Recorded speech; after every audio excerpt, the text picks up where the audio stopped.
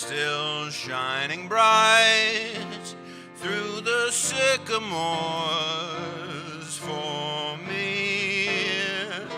The new mown hay sheds all its fragrance from the fields where I used to roam. When I dream about the moonlight on the Wabash, then I long for my Indiana home.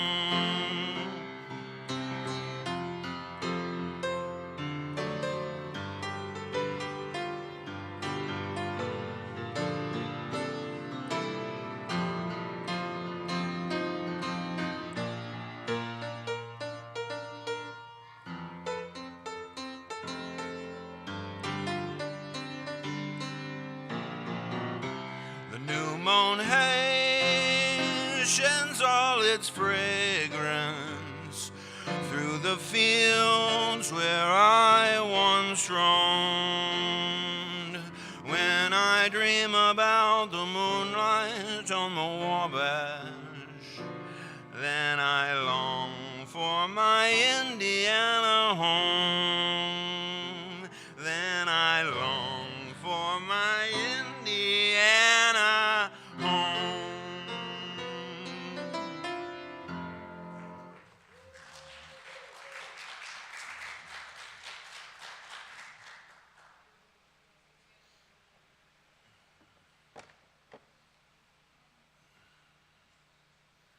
Nope, I'm not on. Oh, there I am. I'm here. Morning, everybody.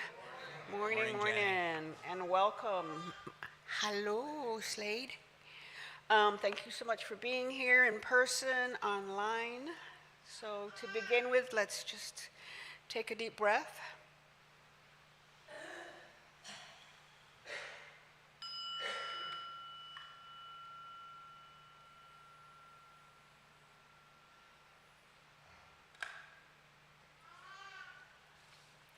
We breathe together so that we might fully arrive in this moment, allowing soul to catch up with body. We follow our breath so that we might be more available to this moment's generosity, the fullness of the potential. Follow your breath. We are here, fully here. We are more together, breathing together. We move into the morning as people and as people.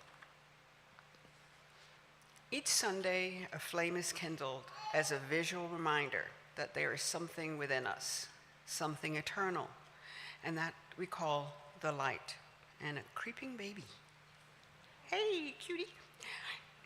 Sometimes that light feels dimmed by the goings-on of life and the world, and we gather together to have it kindle again. Sometimes it's kindled by what we receive, and sometimes it's kindled by what we share with others. I'm glad you've chosen to begin your week in this way, and good morning and welcome. I invite you to extend a greeting to those who have gathered with you. If you're here, make a way around the room as you're able to greet your neighbors. If you're not up to hugs or handshakes, you're welcome to just stay seated, share a smile, give a wave.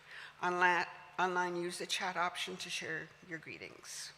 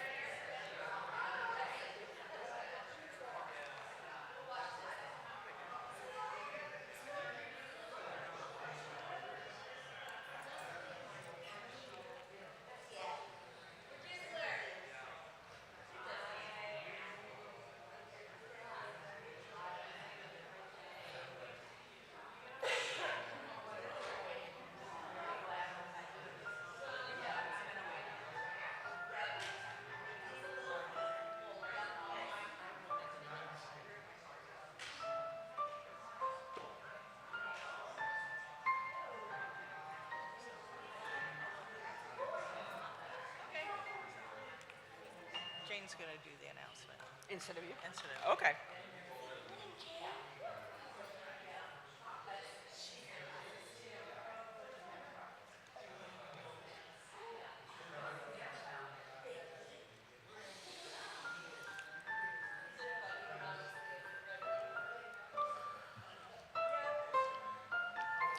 Are we doing youth sangha this morning? Okay. So, for those that are doing youth sangha,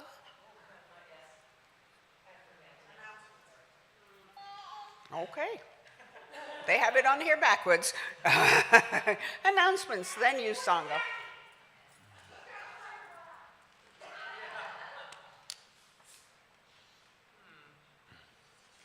I know that because I'm going to be in Youth Sangha today.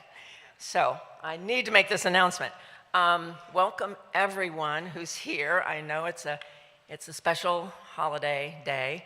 So I wanted to tell you that the board met via Slack, which is a program that we use. We can do virtual meetings on it. We had to do that because last week the second week in May was Mother's Day.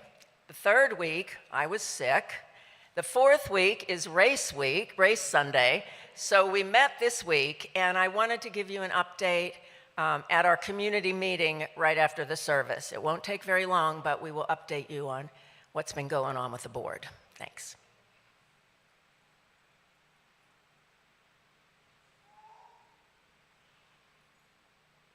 Good morning. Good morning. This is the fourth Sunday, and May happens to have how many Sundays? 5. What do we do on a fifth Sunday? Something. Something. Yes, and Donna and I worked it out. There's a game called We See, I think, OISI. It's got pictures. We're gonna gather in the eating area where there's tables and play a game that's new to all of us, but it stimulates conversation, and it's another way we can all get to know each other instead of just having one person up here share their perspective of spirituality. So we're gonna do that in the other room. I hope you'll all come. Anybody know for sure they can be here? Because I want to figure out. Say again? Who can be here next week? Okay, we'll probably break up in groups of 3 or 4, maybe 6 at the most to do that activity. So I hope to see you next week. Thank you.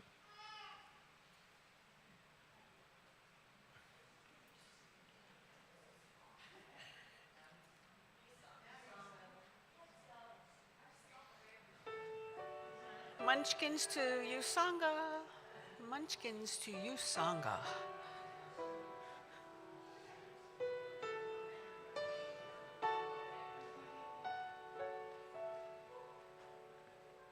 My life flows on in endless song above earth's lamentation.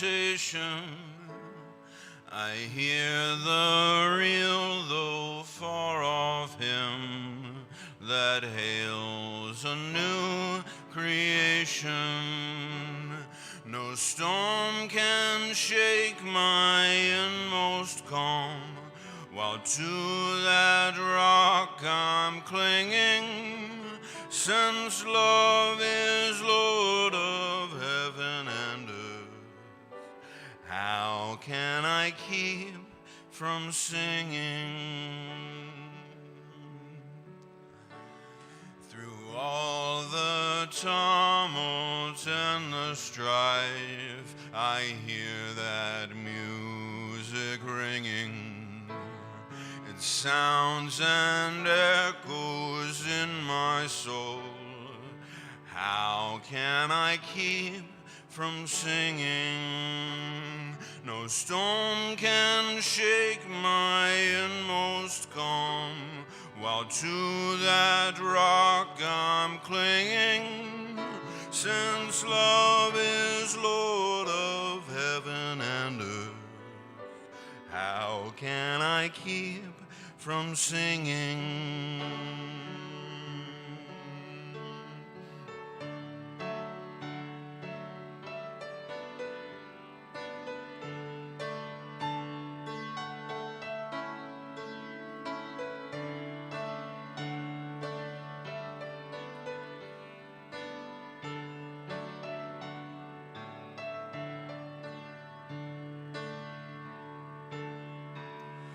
What though the tempest round me roar, I hear that truth it liveth. What though the darkness round me close, songs in the night it giveth. No storm can shake my inmost calm, while to that rock I'm clinging, since love is Lord of heaven and earth. How can I keep from singing?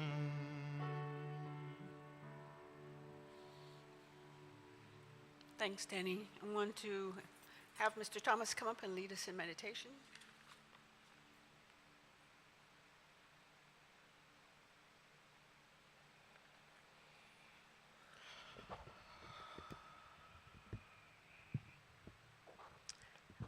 At the Church Within, we meditate to connect with Source, to clear the clutter of our minds, and to remember that it is our inheritance that we are one, capable of being loved in every circumstances and wise enough to bring that truth to our hearts and to take action.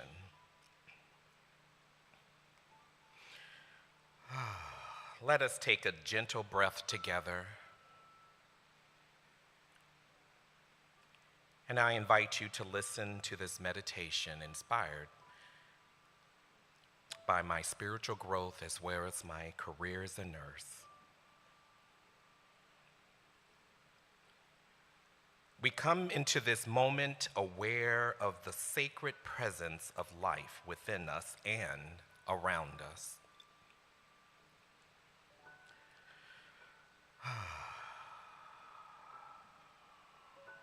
We recognize that healing is not only found in medicine or treatment, but also in compassion, presence, listening, dignity, and love. In the spirit of compassionate care, we open our hearts to see each person as whole, worthy, and deeply valued. We honor the body, mind, and spirit of every individual, remembering that behind every need is a human being longing to be seen, heard, and cared for.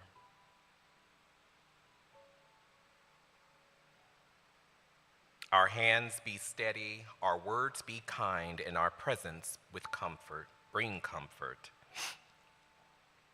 And may we meet suffering with tenderness, fear with reassurance, and vulnerability with respect. We affirm that compassion is a healing force, and it flows through us, all of us, no matter what we do as our careers, as nurses, caregivers, families, and all who served. It reminds us that even the smallest act of kindness can become a moment of grace. Today, we allow ourselves to be instruments of peace, patience, and loving care. We give thanks for the sacred work of healing and for the deep connection that unites us all. And so it is. The foundation of the Church Within is prayer. If you have a need for others to pray for or with you, you may submit your request online at thechurchwithin.org. When you are here at the church, you can use the prayer request boxes, one in this room and the other in the lobby. And if you want someone to pray with you today, I will be available right here after service in the front of this room. Thank you.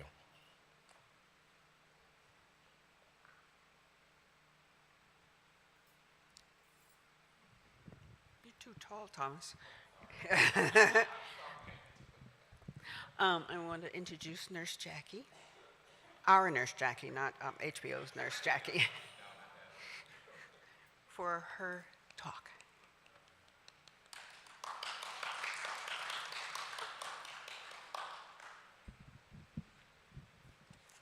Thank you, and good morning, everybody. First off, this is going to be kind of brief, so you're welcome.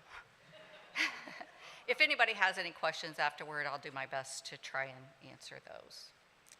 But today I'll be talking about integrating religion and spirituality in the science of nursing. First, there's a little history. There will not be a quiz. Religion refers to the unified system of beliefs and practices. Spirituality is a more universal human drive to find meaning, purpose, and transcendence with or without a religious framework. Even as healthcare has become more technologized and evidence-based, understanding a patient's spiritual and religious worldview is essential for holistic healing.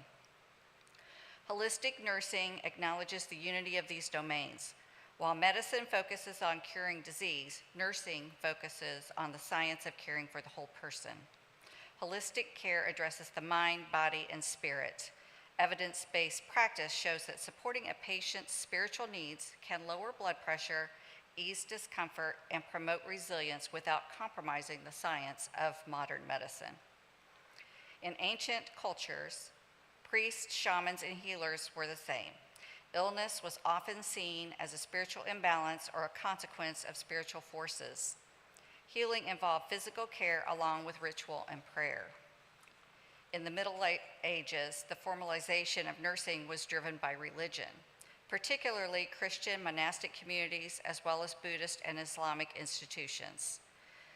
Devoted religious orders like the Sisters of Charity, which was founded in the 17th century, established the earliest hospitals, seeing care for the sick as an act of divine devotion. For centuries, nursing was a religious calling, not a recognized profession. In the 19th century, Florence Nightingale, founder of modern nursing, transformed the role from a purely religious devotion to a trained scientific profession while preserving the spiritual soul. She advocated for treating the whole person. Her early writings detail the necessity of addressing patients' spiritual needs alongside their sanitary and physical requirements. Uniquely, she treated religion and spirituality like a working hypothesis that could be measured. She combined her spiritual beliefs with rigorous data collection and sanitary reform.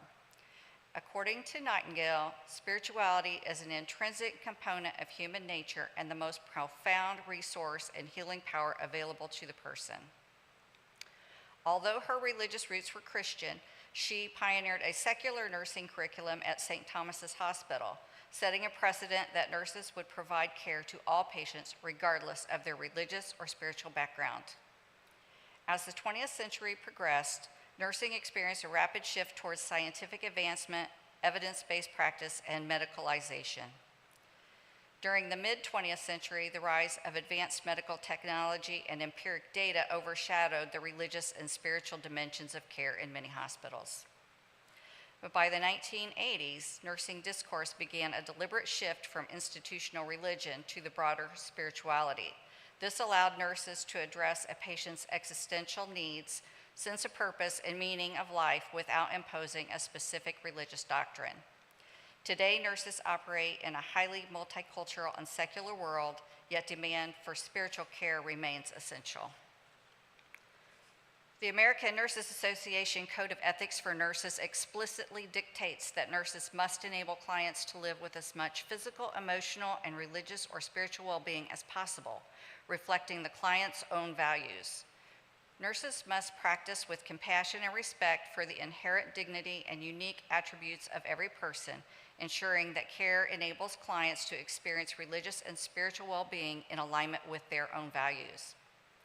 Scientific evidence shows that faith and spiritual interventions reduce cortisol levels, lower blood pressure, and activate the parasympathetic nervous system. Data shows that spiritual interventions reduce anxiety and depression, enhance well-being, and decrease spiritual distress in palliative and end-of-life care. Spiritual care is an evidence-based intervention. A nurse's authentic presence and therapeutic touch are powerful modalities that complement pharmacological treatments. In fact, studies have shown that including spiritual care in nursing practice not only provides benefits for the patients, but also for the nurses, since the practice of their profession then brings greater satisfaction. According to a National Institute of Health study, most Americans, about 75%, report that spirituality is at least somewhat important, and 53% describe it as crucial for their lives. Existing evidence suggests that patients become more involved in religious practices in clinical settings, and a sense of spirituality magnifies with age or when the patient is faced with the uncertainty of events such as serious or incurable illness. Now, I'd like to tell you a little bit about my experiences. My first nursing job was at Columbus Regional Hospital. I had no hospital experience other than clinicals in school, but I had been a waitress, so I had that. I didn't have any real training on religion or spirituality in healthcare. I had been raised Catholic. I attended Catholic school from first grade through high school graduation. It seemed as though most people I encountered in Columbus were very similar to me, white with a Christian background. Christians may ask for a pastor or a chaplain, a Bible. There may be restrictions on eating meat on Fridays, and they might keep a rosary at the bedside, and that was pretty much what I knew for taking those considerations into healthcare. Then I had my first Burmese patient. I knew nothing about their religion or culture, so I learned. Buddhism was the primary religion. With Buddhism in healthcare, rituals focus on maintaining a peaceful, mindful state and alleviating spiritual suffering. Patients may request periods of silence to be set aside for meditation or breathing practices. Often prayer beads are kept nearby. Because Buddhism emphasizes clear, aware consciousness, patients may avoid analgesics for pain that might cloud the mind. Many Buddhists are strictly vegetarian, so they may refuse medications that contain animal byproducts. These can include heparin, thyroid medication, fish oils, estrogens, pancreatic enzymes, and in the past, insulin, just to name a few. Due to the cultural practices regarding modesty, patients may request exams and treatments be done only by persons of the same gender. I learned that Judaism has many of the same restrictions as Buddhism: the modesty, diet restrictions, and refusal of medications derived from pork. If observing the Sabbath from sundown on Friday through sundown Saturday, they may refrain from driving, operating electronic devices, or writing. It's important to discuss emergency contacts well in advance, since families may not answer the phone during this time. In Islam, maintaining physical, mental, and spiritual health is considered a religious duty and a blessing from God.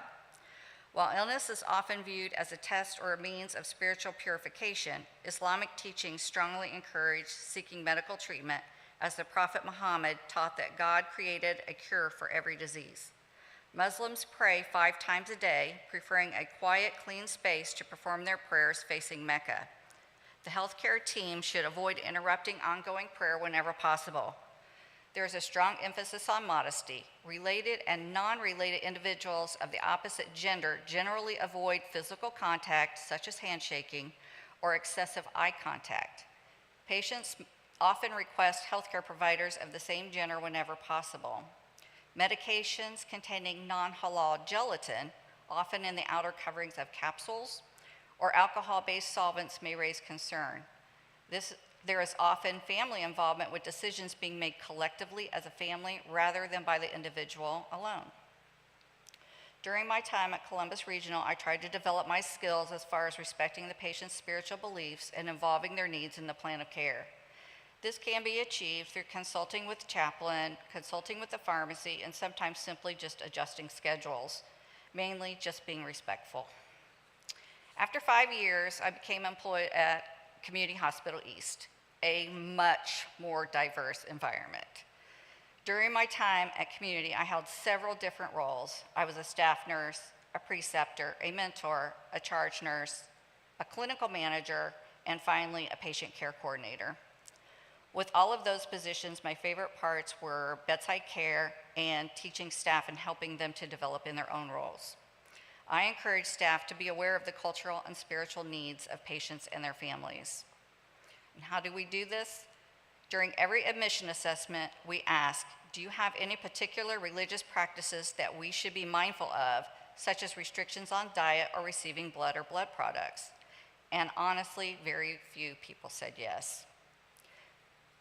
So we can go deeper using different assessment tools. One I particularly liked is the FICA tool.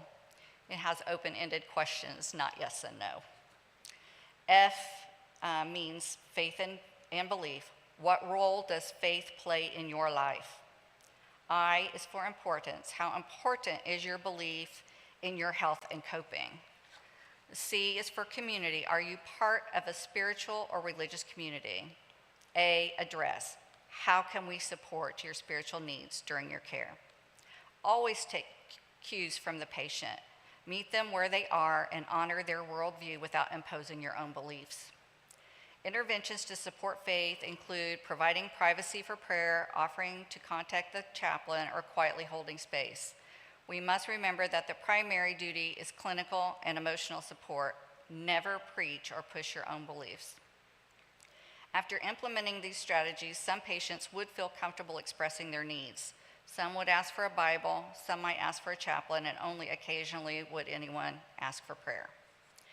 And then COVID happened. Along with critical and intensive care, my unit became a COVID unit. I was now a frontline healthcare worker.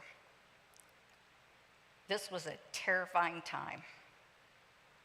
It seemed understandably as if every patient requested someone to pray with them. They were afraid and alone. No visitors were allowed at this time.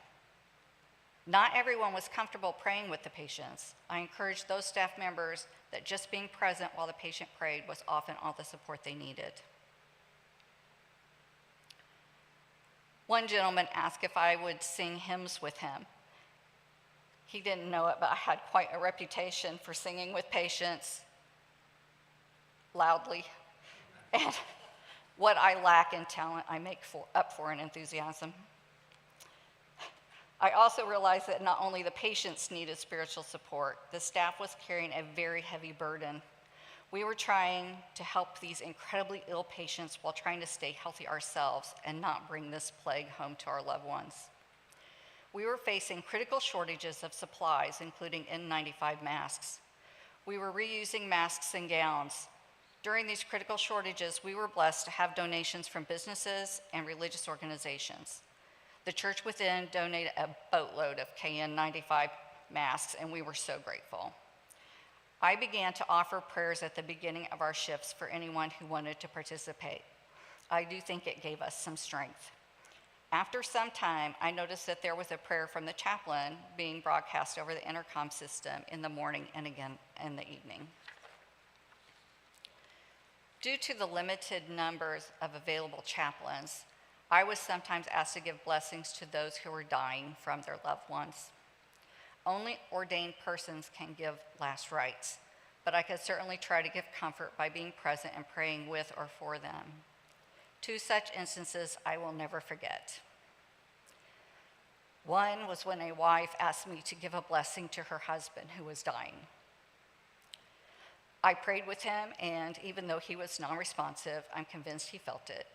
And then I stayed with him holding his hand so he wouldn't die alone. He was the first, but not the last, that I experienced that with. Another quite memorable request came from a COVID patient who was very sick, and she had just lost 2 family members to COVID. I managed to hold my tears until I was out of the room. And that, my friends, was the day I started planning my retirement.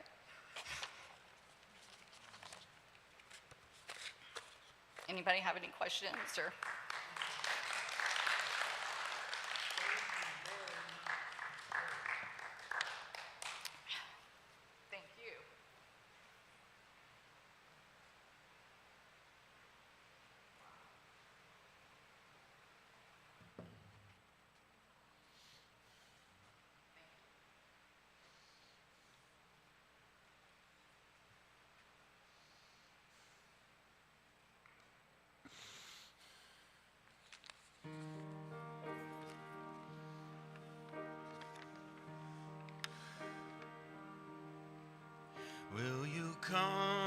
follow me if I but call your name?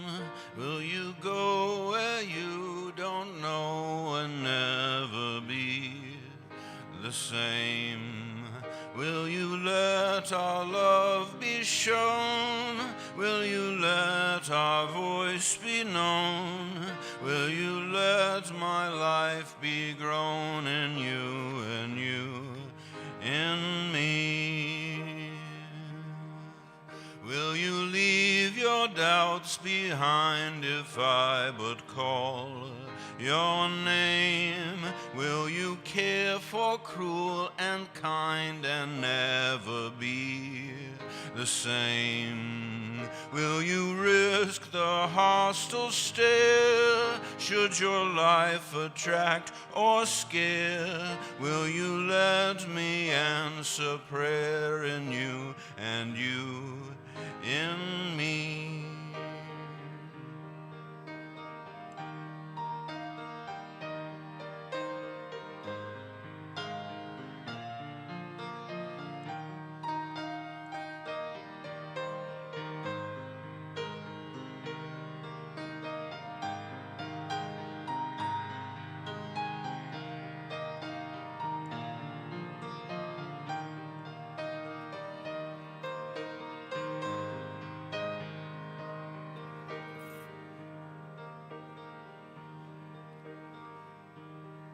Will you love the you hide if I but call your name? Will you quell the fear inside and never be the same? Will you use the faith you found to reshape the world around through the sight and touch and sound in you and you in me? Lord, your summons echoes true when you but call my name. Let me turn and follow you and never be the same. In your company I'll go where your love and faith will show. Thus I'll move and live and grow in you and you in me.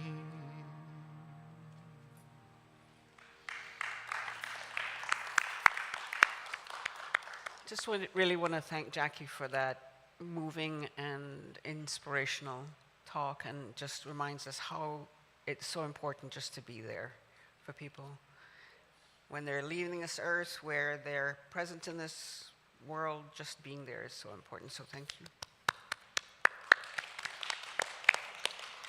So we'd like to say our offering prayer. Beloved divine, all that I am and all that I have comes from your limitless supply. I am an open and willing conduit through which your good flows. I share all that I have as you direct. love, friendship, prosperity, peace, abundance, and joy are gifts that I share and receive. Thank you, Spirit. Thank you, God. Amen.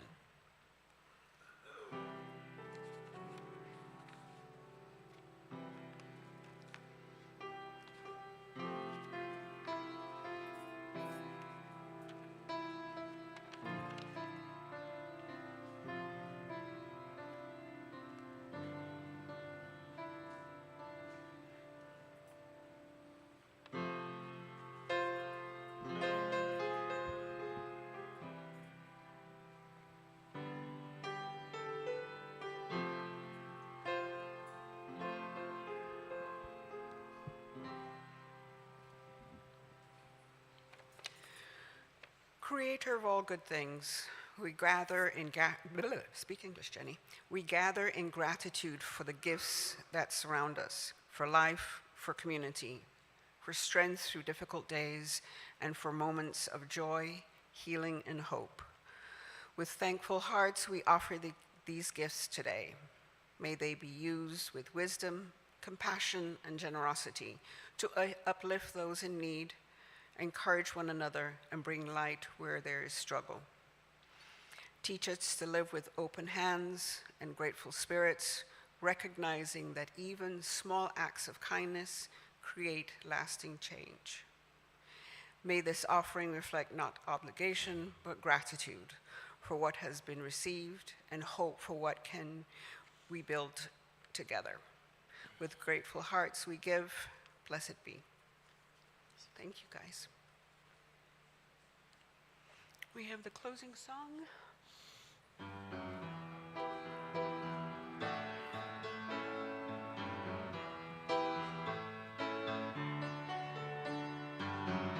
All people are holy, many paths, one God. All people are holy, only love is real. No matter who you are, no matter where you've been, let's gather together and let the Spirit in. All people are holy, many paths, one God. All bodies are holy, only love is real. Only love is real. May the peace of God go before us into this glorious week, and may the peace remain wherever we have walked. Peace above us and below us. Peace to the right and to the left. Peace within and without. Peace in the face of everyone we meet.